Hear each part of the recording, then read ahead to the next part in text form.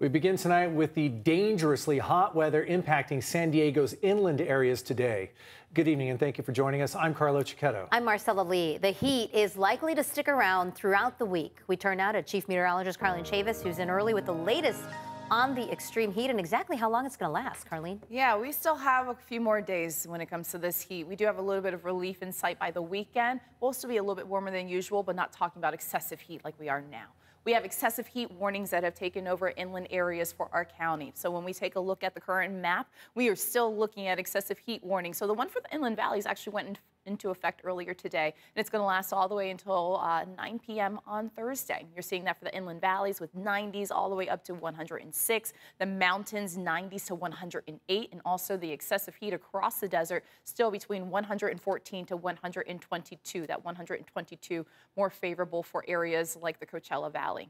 When we look at your highs for tomorrow, we still have the mild conditions right along the coast with those 70s, but you're looking at 99 degrees for Ramona, low 90s for El Cajon, the same for Escondido, 102 degrees for Julian, 118 for Borrego Springs. So when we're talking about that weather impact, it is the hot temperatures, more of it for this week, that take us all the way until Friday for the desert, Thursday, and that's for the inland valleys and the mountains. Also, fire weather concerns are still elevated during this time as we have this area of high pressure bringing dry conditions. But that changes up by the weekend. More cloud cover added to the scenery and a slight chance we could see some afternoon thunderstorms. We'll take a look at all those details coming up. Marcella. Thanks, Carlene. And if you'd like to get the latest weather conditions and alerts on the go, just download our free CBS 8 app from Google Play or the Apple App Store. And a reminder tonight that the county has dozens of cool zone locations that offer free air conditioning. They include libraries and community centers. We've posted a full list of those locations at CBS8.com. Just click on that help button. Tonight, a California state senator is pushing forward a petition to fight back against high utility costs. It comes after the California Public Utilities Commission recently approved a new fixed fee on your monthly bills. Tonight, CBS 8 Shannon Handy is working for you and shares how you can get involved. The petition is being led by a Republican senator out of Yucaipa. It calls on the CPUC to reconsider its decision and reject increases to your monthly utility bill. Many of them are extremely concerned about the cost of living in California. That's among the top complaints Senator Rosa Lucia Ochoa Bo hears from her constituents, specifically the price of utilities. Senator Ochoa Bo represents the state's 23rd district, which covers parts of Riverside, San Bernardino, and Los Angeles counties. People there get gas and electricity from SoCal Edison, but like SDG&E customers here, they'll also be impacted by the CPUC's approval of a $24.15 fixed fee to go into effect in 2025. The CPUC maintains the move will cut the price of electricity and reduce bills for lower-income customers. Senator Ochoa Bo isn't convinced, which is one of the reasons she started this petition to fight against it. Another motivating factor is to inform the public on how rates are set and by whom, in this case, a board appointed by the governor. All Californians should know what's going on in the state of California and how they're being impacted by these decisions. So far, 6,000 people have signed the petition. Earlier this week, Senator Ochoa Bo delivered those signatures to the CPUC. Moving forward, she encourages more people to get involved by not only signing the petition, but also encouraging other legislators to speak out.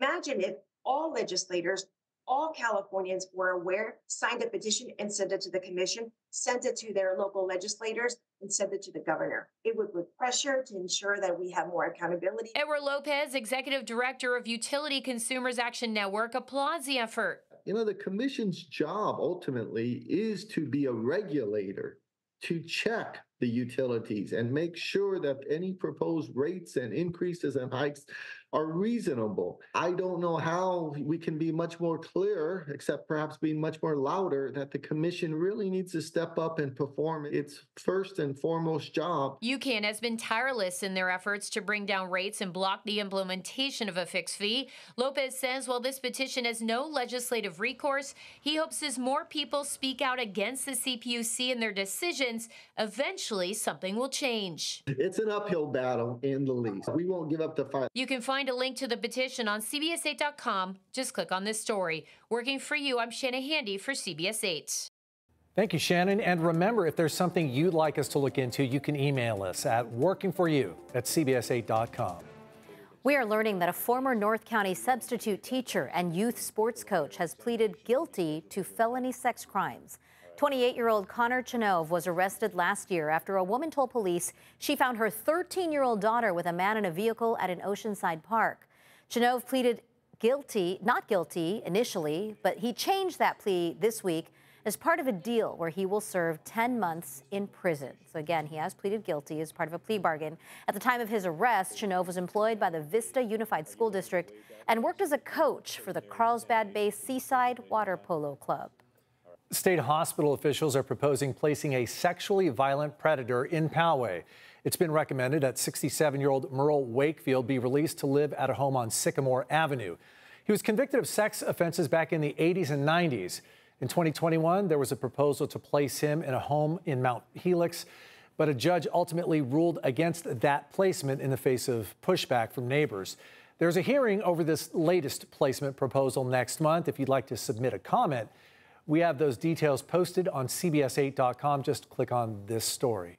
Kroger and Albertsons stores are releasing a list of nearly 600 grocery stores that would be sold off under a proposed mega merger. Dozens of the stores impacted are here in California, including nearly a dozen in San Diego County. According to Bloomberg, Kroger's CEO is planning to sell the locations to C&S wholesale grocers if the merger is approved. Right now, the Federal Trade Commission is challenging the nearly $25 billion merger, claiming it would lead to higher grocery prices. CBS 8's Richard Allen will have more on this potential merger, tonight at 10 and 11. For the first time tonight, we are hearing from the 46-year-old man who was bitten by a shark off the coast of Del Mar last month. This as we're learning more about the shark that bit him. CBS 8's Steve Price breaks down what new DNA results are revealing tonight. DNA results are in on the shark that bit swimmer Caleb Adams last month here in Del Mar. We now know it was, in fact, a white shark, about 6 to 7 years old, so still considered a juvenile. But what we don't know from those DNA results is if that shark is still out here right off our coast. They're probably one of the most mysterious and interesting animals on the planet. Dr. Chris Lowe, director of the Shark Lab at Cal State Long Beach, says they tested DNA from Caleb's wetsuit. The DNA came back as positive for white shark, and that's not surprising based on the magnitude of the bite. And based on the bite marks, we estimate that shark was approximately 9 feet long. That was pretty eye-opening to think about how big this animal really was. Caleb also got the DNA results and updated me today on his condition. Despite the shark biting him in the chest, physically, he's making a great recovery. I think my wounds reflect that it was only a portion of what the shark could have done. So I consider myself, again, really lucky in kind of every scenario seems to show up that I've had a tremendous amount of luck and goodwill that's allowed me to get through this in the condition I am, even if it was bad, but not worse. Caleb also punched the shark, causing injuries to his hand, but he showed me that's healing nicely too. And in case you're wondering, yes, he is starting to swim again. Not in the open water right now, Steve. The pool is where I'm going to be for right now as I try to re-enter some of my old life. As for why the shark bit Caleb, that is still a mystery. We don't really know why sharks occasionally bite people.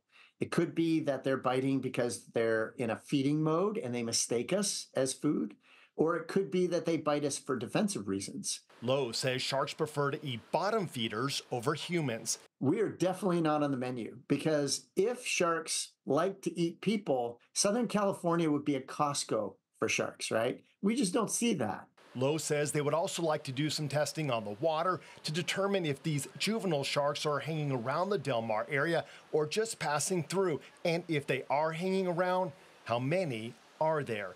In Del Mar, Steve Price, CBS 8. Good to see Caleb Adams looking so well. Yes. Such a scary incident. It was, yes, and he has recovered remarkably, and we thank him for sharing his story.